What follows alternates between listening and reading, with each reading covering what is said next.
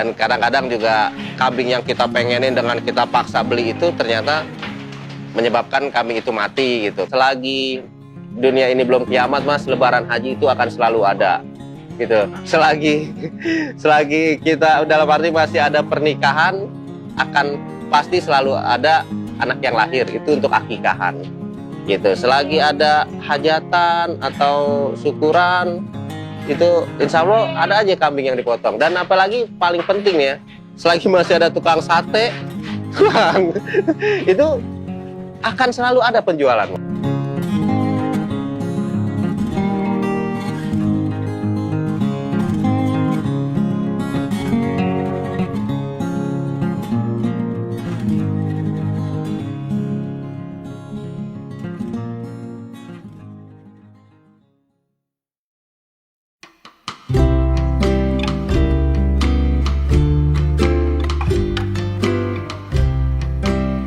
Jadi sebelum saya beternak itu dulu tahun 2006 sampai 2016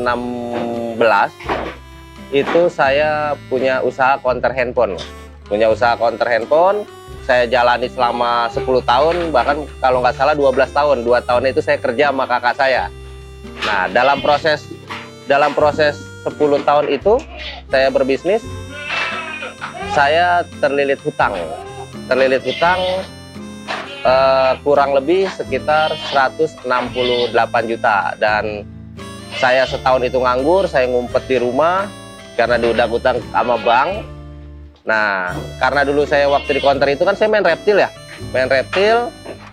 Nah, di situ saya mempelajari. Dalam arti mempelajari begini, kita kalau main reptil nih, mohon maaf untuk para pecinta reptil, mohon maaf, kita main reptil, waktu kita beli kecilnya itu harganya mahal karena lagi lucu-lucunya. Tapi di saat kita lagi ada kebutuhan, lagi kita kondisi kepepet, kondisi itu kita rawat sebulan, 2 bulan, 6 bulan, setahun, kita jual itu harganya itu lebih murah dari harga kita beli. Jadi bukan untung malah rugi. Memang kalau reptil kan hobi gitu. Nah, di situ saya ingat kata-kata komedian kita almarhum Kasino, film Dono, piara kambing sampai gemuk gitu. Ya bego jadi piara, jadi itu nggak usah dibahas. Jadi di situ saya, nah kebetulan almarhum bapak saya itu demen dengan peternakan. Nah, saya cobalah dari kondisi terpuruk saya ada uang sekitar 6 juta. 3 juta itu saya sisihkan buat jaga hari-harian sehari 100 sama anak istri. Nah, dari 3 juta itu saya coba beli kambing sepasang, bawa anak. Nah, dari situlah, dari saya miara kambing itu, saya tidak, hari-harian saya tuh saya tidak hanya memikirkan hutang, Bang. Saya itu beralih pikiran, wah, kambing gua udah makan belum nih? Ah, pulang ke rumah orang tua yang ada lahan di sini, kita kasih makan kambing. Nah, di situ pikiran saya tuh jadi lebih jernih, lebih termotivasi, lebih semangat, tidak hanya memikirkan hutang. Nah, dari situlah saya menekatkan bulat tekad saya ingin jadi peternak. Dan alhamdulillah berkat doa anak yatim, dulu kan saya nyantunin anak yatim ya di Teater Mekarjaya. Kita dulu waktu di konter handphone itu, pemuda-pemuda Mekarjaya itu punya inisiatif, yuk kita patungan sebulan 50-50, kita santunin anak yatim gitu. Nah, setelah lama saya di kondisi ya nggak bisa dibilang bangkrut lah ya, di kondisi bangkrut itu saya sama teman saya dicariin dan ditanyakan mau minta doa apa gitu. Ini kita anak-anak yatim ini mau ke Banten. Nah, saya bilang saya tidak minta, bukannya nggak mau sehat ya, saat itu saya tidak meminta sehat, tidak meminta panjang umur. Saya cuma minta satu, agar hutang-hutang saya dapat dilunasi. Nah, berkat doa anak yatim itu, Bang, mereka ziarah ke Banten itu hari Minggu, itu nggak perlu lama. Hanya selang 5 hari, hari Jumat itu saya dapat rezeki komisi jual beli ruko itu 50 juta. Itu 50 juta itu komisi bersih, saya nge-up harga ya, nitip harga 50 juta. Saat itu saya dapat, dan saya dari pembelinya dikasih 7 juta dan dari penjualnya saya dikasih 2 juta. Nah, dari situlah saya memulai. Sebenarnya memang di saat itu saya dilema. Di saat saya memegang duit itu 59 juta, anggaplah 9 jutanya itu sudah saya alihkan ke yang lain gitu ya. Saya alihkan ke yang lain, saya budgetin di 50 juta ini. Saya dilemanya begini, ini 50 juta, saya untuk bayar hutang atau saya gambling nih? Saya nekat, saya ternak kambing. Nah, disitulah saya sharing dengan para yang nagih-nagih itu debt collector, saya sharing, bisa nggak kasih waktu saya, posisi saat itu bulan Desember, bisa nggak kasih waktu saya sampai bulan Agustus tahun depan, karena kondisi lebaran haji itu di bulan Agustus, akhir Agustus lah, pertengahan Agustus lah, bisa nggak gitu loh. Nah, alhamdulillah para kolektor ini dengan ya maaf dengan kita sogok uang rokok kita dikasih kesempatan dengan waktu 8 bulan, tapi dengan komitmen harus lunas saat itu.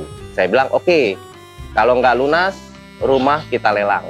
Itu saat itu rumah mertua saya yang mau dilelang. Saya bilang oke, saya berani, saya bilang. Nah, dari duit 50 juta itu 10 juta saya bikin kandang. Kandangnya bukan gini, dulu mah kandang bambu. Dulu kandang bambu mamang saya yang bikin.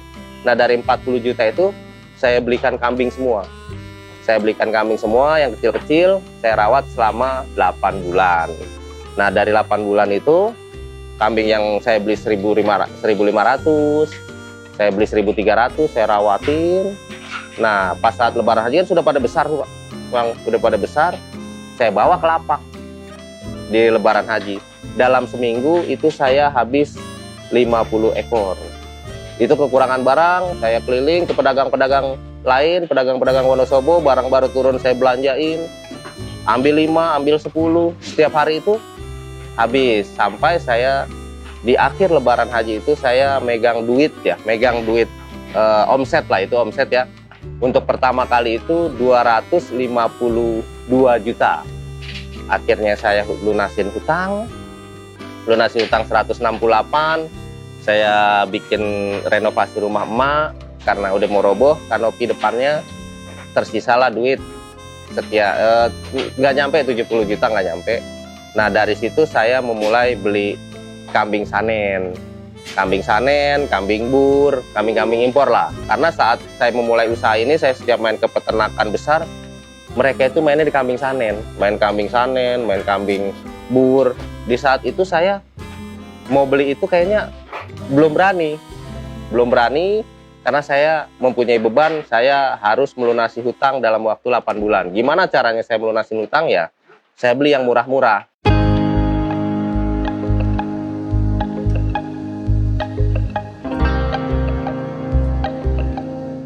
Nah, kalau untuk belajar kita enggak ya, secara otodidak. Kalau kita miara kambing, miara apa sama aja, yang penting kita kasih makan. Asalkan dia sudah makan, dia mau makan, dia gemuk, insya Allah sehat. Nah, untuk ilmu-ilmu selanjutnya kita secara otodidak. Kita main ke peternak-peternak senior, main ke peternak-peternak yang ini, saya pun tanpa melakukan pendidikan gitu, tanpa belajar, tanpa ini, enggak, secara otodidak aja kita main ke peternak A, peternak B, itu kita dapat ilmu. Karena setiap peternakan itu ilmunya masing-masing. Nah, di situ tinggal kita mengambil itunya aja. Dan kalau untuk sampai sekarang, alhamdulillah saya memulai bisnis ini bukan hanya sekedar dari nol, tapi saya memulai bisnis ini dari minus 168 juta. Dan alhamdulillah sekarang saya mempunyai aset ya banyak sih enggak, tapi alhamdulillah gitu. Untuk awal saya memulai, memang target saya adalah lebaran haji.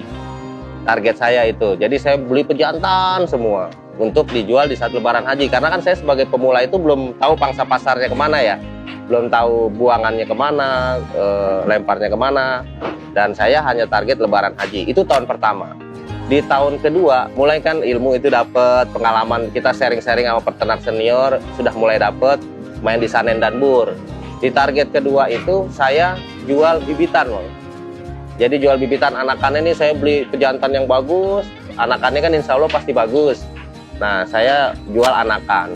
Di tahun ketiga, pas COVID, di situ kan sudah mulai tuh, kambing pesusu itu sudah mulai, harga juga udah tinggi, dan permintaan susu makin banyak. Disitulah saya ikut merambah di kambing susu, dan sekarang alhamdulillah saya sudah memulai di kambing perah. Jadi saya tidak bermain di satu arah, tidak main sana kan banyak peternak senior main di kambing perah, kambing pedaging, main domba.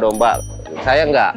Jadi semua itu saya pelajari, semua itu saya mainkan gitu. Jadi setiap ada orang nanya, insya Allah ada kambing pedaging nggak? Ada kambing akikah nggak?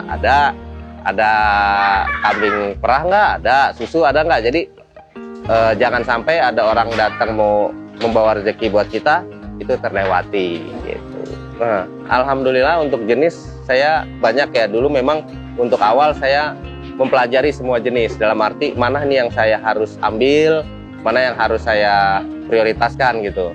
Kalau untuk jenis pertama saya punya kambing bur full blood, terus kambing sanen, alhamdulillah juga sanen ada yang full blood, terus anglo, cuman ada anglo pera, kambing alpin saya punya, terus kambing etawa saya PE, etawa ada, kambing senduro ada, sapera ada, dan kambing kacang pun ada, domba pun ada saya, morino ada, domba sayur ada, texel ada, garut ada gitu, dan ekor besar juga saya ada. Jadi alhamdulillah untuk banyak jenis alhamdulillah ada gitu. Kalau jumlah saya nggak ngitung secara ini ya, cuman insya Allah 300-an mah lebih insya Allah gitu.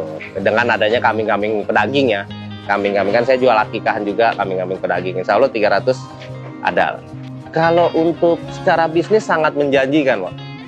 Sangat-sangat menjanjikan di dunia peternakan ini gitu. Apalagi di zaman pandemi seperti ini ya, banyak pengurangan karyawan, usaha-usaha pada tutup. Justru dunia peternakan ini sangat menjanjikan gitu untuk kedepannya, dan kita akan kembali tuh, kalau prediksi pribadi saya, kita akan kembali ke zaman dulu yang namanya peternakan itu akan bergeliat lagi gitu, akan ramai lagi. Karena apa? Di Indonesia kebutuhan dagingnya itu masih berkurang, dan antusias ibadahnya tuh untuk masyarakat kita itu masih tinggi, Bang, masih tinggi. Jadi untuk akikah, untuk lebaran haji, untuk syukuran itu akan terus meningkat. Itu dengan zaman yang makin maju, dengan zaman yang makin tua juga, orang akan berlomba-lomba untuk beribadah seperti itu. Jadi untuk peluang sangat bagus dan sangat menjanjikan. Apalagi untuk teman-teman pemuda semua, jangan pernah ragu gitu loh. Untuk main di dunia peternakan ini jangan pernah ragu. Waktu zaman saya memulai ini tuh saya sebenarnya halangan banyak. Ya saya diledekin ya hanya main kambing, terus sama masyarakat dikomplain dengan adanya bau. Memang kita kalau mau beternak, halangan pertama adalah lingkungan. Halangan kalau untuk lahan oke lah, kita bisa nyari, bisa nyewa ya. Cuman halangan paling berat itu memang dari lingkungan gitu, karena kita harus mengondisikan lingkungan. Cuman kalau seandainya kita punya niat baik, punya maksud baik dan tidak mau menyusahkan orang, ya insya Allah semuanya akan berjalan dengan baik. Kayak saya di sini kan di padat penduduk nih, kanan kiri rumah, depan rumah. Memang awalnya itu komplain itu sangat deras banget ya, dan kayak dari Pak Haji, apalagi Pak Haji sebelah, dalam arti membawa ibadahnya terganggu karena dengan adanya bau kambing ini. Dan saya silaturahmi ke beliau, dan saya pendekatan, berbicara, dan saya berusaha semaksimal mungkin kita sebagai peternak jangan sampai menimbulkan bau yang terlalu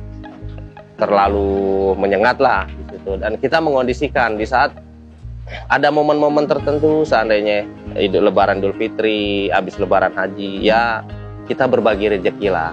Nggak perlu banyak ya. Seandainya pas lagi ada rezeki lebih, ya kita bagi-bagikan sembako.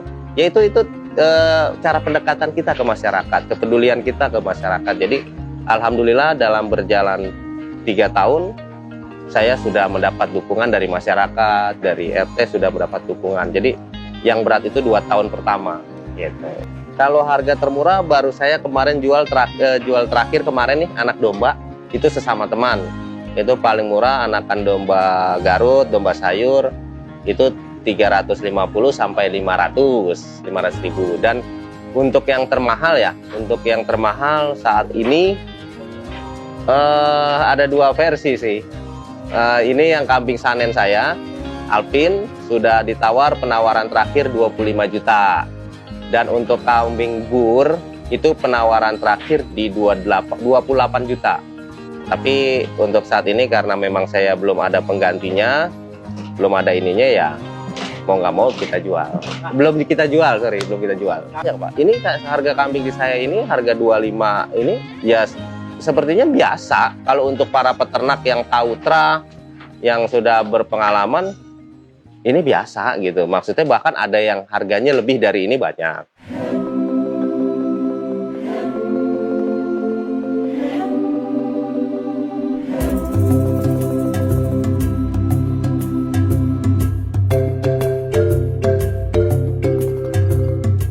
Kalau untuk pengalaman unik banyak ya. Pengalaman unik, pengalaman menarik itu banyak. Karena banyak yang menganggap saya ini orang sukses gitu. Ya alhamdulillah kalau dianggap sukses, alhamdulillah. Cuman kadang-kadang saya suka ketawa. Seandainya ada orang bawa mobil CR-V, ya kan, bawa mobil CR-V. Saya datang pakai motor Vario yang lampunya mati sebelah, Vario picek kalau saya panggilnya. Wah, mudah-mudahan ketularan sukses nih, kayak Bang Wahyu begini-begini. Nah, saya bilang, sukses dari mana Pak? Bapak Haji bawanya CR-V, saya bawanya motor picek Vario tahun jebot. Saya bilang. Ya tapi alhamdulillah kesuksesan itu kan nggak dilihat dari materi gitu lah, alhamdulillah. Nah kalau untuk ininya menariknya ya alhamdulillah saya sudah banyak orang datang minta saran, minta itu, saya senang aja gitu. Kalau untuk diajak sharing itu saya senang. Kita saling memberikan semangat, sering memberikan motivasi, itu saya senang. Dan satu untuk pengalaman pahit ya, untuk pengalaman sebenarnya sih pahit enggak. Kita dalam berbisnis apapun kita mempunyai resiko. Mempunyai resiko yang namanya untung rugi dalam berbisnis itu biasa. Contoh apalagi main di dunia peternakan. Di dunia peternakan itu kan kita mainnya di makhluk hidup ya. Resiko main di makhluk hidup adalah kematian gitu loh. Nah, pengalaman ini sebenarnya saya tidak mau buka, cuman untuk Agromaritim saya akan buka cerita ini. Ya, tapi jangan dijadikan pengalaman saya ini suatu mengurangi niatan buat teman-teman semua terjun di dunia peternakan. Jangan. Saya akan menceritakan semua. Saya bisa sampai sekarang. Di Lebaran Haji tahun lalu, waktu saya pertama ya mulai dikenal orang lah, di dunia mulai dikenal orang, saya itu dapat menjual kambing itu total 1.200 ekor dan sapi 32 ekor gitu loh. Nah di saat itu memang ada suatu kendala, saya juga nggak tahu kendala itu apa. Orang itu hanya taunya saya jual 1.200 ya. Wah, mereka taunya hanya rame gitu. Dagang itu rame. Padahal kita itu mengalami kerugian. Sebenarnya sih bukan kerugian ya. Jadi hewan saya itu mengalami kematian, Bang. Jadi orang udah pesen nih buat Lebaran Haji. Mesen. Awal nggak ada masalah. Cuman menjelang seminggu atau 10 hari mendekati Lebaran Haji itu kambing saya rata-rata pada mati mendadak. Itu saya masih sampai sekarang saya belum ketemu jawaban itu. Mati mendadak, sehari itu minimal 7 ekor. Mati. Itu saya sebenarnya sebagai peternak, wah pusing, udah bayangan rugi itu sudah di depan mata. Total kematian itu kalau saya hitung ya, total kematian itu 60 ekor. Dan yang sempat saya potong itu dagingnya aja saya kilo nih, saya karkas di Tanah Abang. Total uangnya itu kan saya nggak ambil ya, pas mendekat Lebaran Haji baru saya ambil. Total uangnya itu 28.700.000 sekian, saya lupa. Itu karkasnya berapa puluh ekor saya mati. Nah setelah Lebaran Haji kita hitung, saya saat itu minimal mengalami kerugian kurang lebih ya, bahkan lebih sih dari 250 juta. Wow. Di situ saya mental benar-benar jatuh, dan anak-anak kandang juga alhamdulillah saya kasih pengertian, bisa ngerti, memang karena mereka paham kondisi seperti itu gitu loh. Nah tetapi setelah saya introspeksi, setelah saya hitung lagi, setelah saya berpikir lagi, apakah dengan seperti itu saya mengalami kerugian? Alhamdulillah itu saya nggak mengalami kerugian. Karena apa? Saya mempunyai kandang baru yang di bawah tadi, kandang baru itu dengan biaya sewa 10 tahun itu 30 juta. Itu satu. Kedua, saya membangun kandang dan fasilitas kandang untuk awal dan untuk nguruk kandang itu saya habis 120 juta. Dan yang tadinya saya nggak punya sapi, yang tadi saya nggak punya kandang sapi, saat itu saya mempunyai sisa stok sapi ada 5 ekor. Nah kalau dihitung itu modalnya ada yang 25 juta, 20 juta, 18 juta.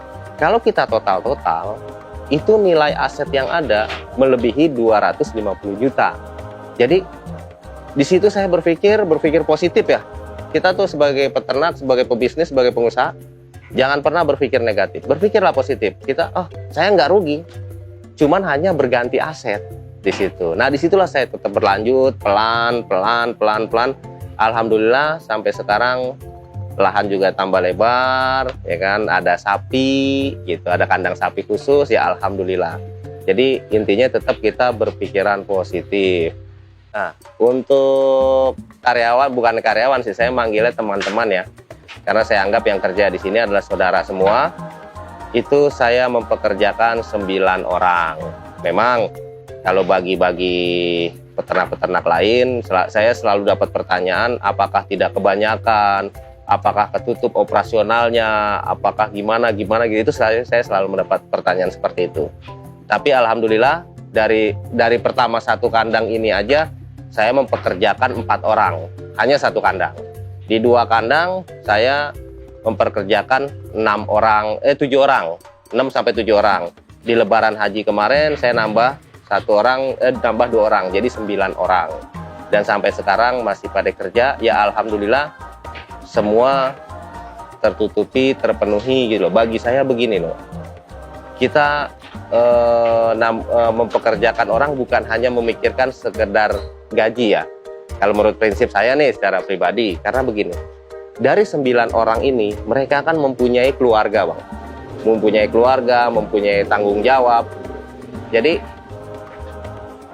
dari masing-masing orang ini pasti membawa rezeki buat saya.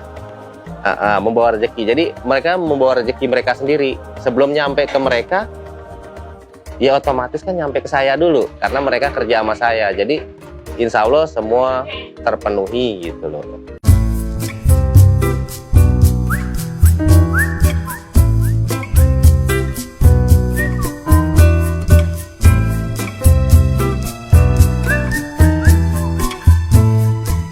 Bagi saya untuk itu kesuksesan peternak itu bagi saya adalah peternak yang pertama dia bisa mengkondisikan kandang, bisa ya untuk para ABK itu bekerja sesuai dengan standarnya gitu loh. Jadi peternakan kita itu bisa berjalan dengan lancar, itu bagi saya peternak yang sukses.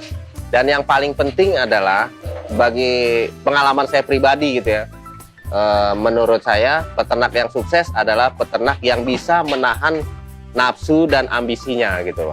Karena dalam beternak itu kita seringkali dikalahkan, seringkali salah jalan itu karena nafsu dan ambisi.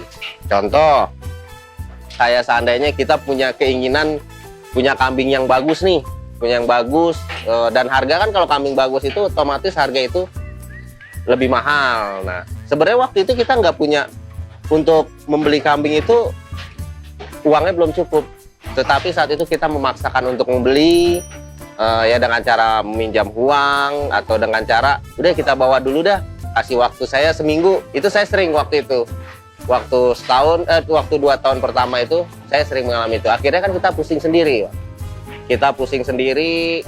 beternak jadi tidak fokus dan sering salah langkah gitu loh. Dan kadang-kadang juga kambing yang kita pengenin dengan kita paksa beli itu ternyata menyebabkan kambing itu mati gitu. Karena kita bertransaksi kambing itu bukan hanya sekedar jual beli, tapi di situ harus ada keikhlasan dan keriduan antara si penjual dan pembeli gitu. Kalau seandainya kita bayarnya telat, negonya juga terlalu sadis, salah satu ada yang nggak ikhlas, kambing itu nggak akan berkembang. Itu menurut keyakinan saya seperti itu. Alhamdulillah kalau di Ciputat Tangsel ini Mas, untuk pakan hijauan itu bukan suatu tantangan buat kita.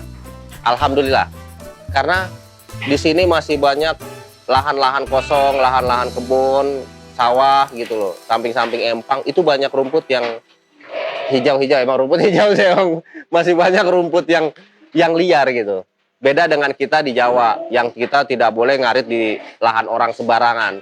Justru kalau di sini itu banyak orang-orang yang punya kebun, punya halaman rumah yang sering kadang-kadang hubungin saya, wah ini rumput gue udah pada tinggi nih, anak-anak gue suruh pada kesini gitu. Ya, alhamdulillah kalau untuk pakan itu tidak masalah. Itu satu untuk hijauan ya. Kedua untuk ampas, kan saya pakai ampas tempe, ampas tahu. Di daerah Pamulang Tangsel ini, Pamulang Ciputat ini, pabrik tahu, pabrik tempe itu melimpah. Jadi insya Allah untuk pakan itu tidak kekurangan. Cuman memang kendalanya yaitu dia tadi satu, lingkungan. Kita harus mengondisikan lingkungan karena ya banyak komplain. Tapi alhamdulillah untuk Wahyu Farm saat ini alhamdulillah banget masyarakat sudah menerima. Ya, untuk pengalaman pribadi saya ya untuk awal memulai usaha itu memang di tahun pertama pokoknya setiap teman-teman ini yang mau memulai bisnis peternakan kambing, untuk tahun pertama jangan mengharapkan hasil. Di tahun pertama itu ya kita belajar dulu lah, belajar cari jalur pembuangan, jalur penjualan gitu. Cuman tetap nggak usah takut karena menurut cara ya pribadi lagi nih Mas, selagi dunia ini belum kiamat Mas, lebaran haji itu akan selalu ada gitu. Selagi kita dalam arti masih ada pernikahan, akan pasti selalu ada anak yang lahir, itu untuk akikahan gitu. Selagi ada hajatan atau syukuran, itu insya Allah ada aja kambing yang dipotong. Dan apalagi paling penting ya, selagi masih ada tukang sate itu akan selalu ada penjualan Mas. Cuman memang untuk tahun pertama nggak usah muluk-muluk. Target kita adalah di lebaran haji Mas. Lebaran haji mau kambing seberapa banyak pun insya Allah akan habis. Karena antusias di masyarakat Indonesia itu untuk ibadah itu nomor satu gitu. Insya Allah akan terus berkembang. Untuk teman-teman semua, kita tahu kondisi sekarang itu kondisi pandemi, perekonomian benar-benar anjlok, dan bukan hanya teman-teman, pengusaha besar pun banyak yang usahanya tutup. Jadi kalau saya ini berpesan ya, mungkin bukan pesan yang ini juga ya, untuk tetap semangat Bang, untuk tetap semangat dan jangan pernah ragu untuk terjun di dunia peternakan ya. Apalagi setiap kejadian itu pasti ada hikmah ya kan.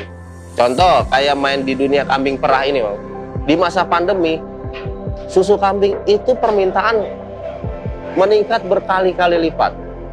Semua Bang, semua peternak kambing perah, semua peternakan kambing itu kekurangan stok kambing susu.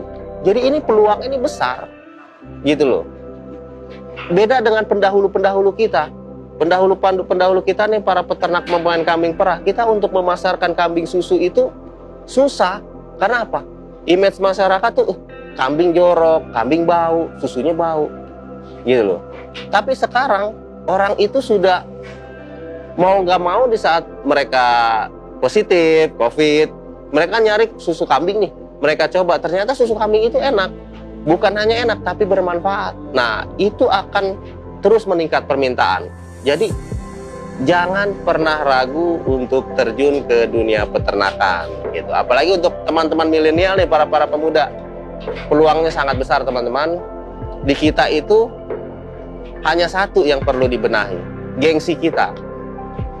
Gengsi kita yang harus perlu dibenahi. Jadi jangan pernah gengsi untuk terjun di dunia peternakan. Gitu loh. Di Indonesia itu nggak ada itu yang namanya pengangguran.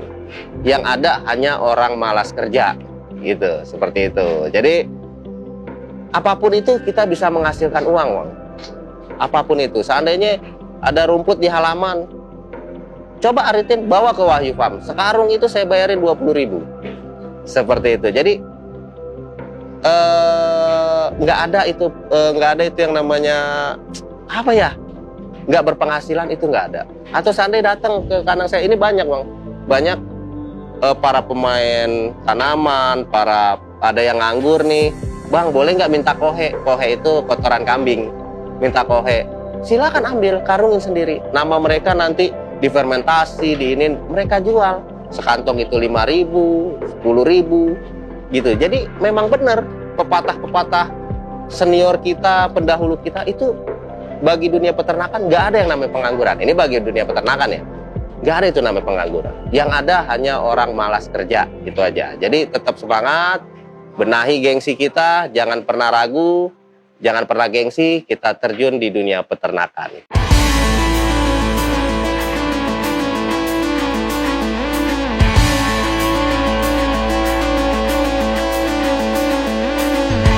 Dan jangan lupa ini untuk mensupport channel Agro Maritim, subscribe, like, dan kalau bisa juga di-share, dukung terus channel ini karena insya Allah akan memajukan para petani, para peternak untuk lebih berkembang dan lebih memotivasi lagi untuk para pemula milenial.